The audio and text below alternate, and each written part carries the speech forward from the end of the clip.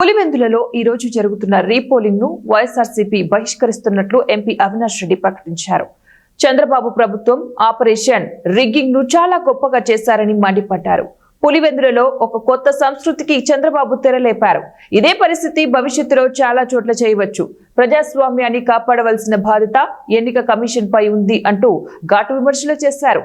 Kadapa MP YS Avinash Reddy తాజాగా మీడియాతో మాట్లాడుతూ నిన్న జరిగిన పులివెందుల జెడ్పీటీసీ ఎన్నికలు ఎలా జరిగాయో రాష్ట్రం మొత్తం చూశారు. ఇతర నియోజకవర్గాల నుంచి వందలాది మంది టీడీపీ వారు ఎలా బూత్లు ఆక్రమించారో అందరికీ తెలుసు.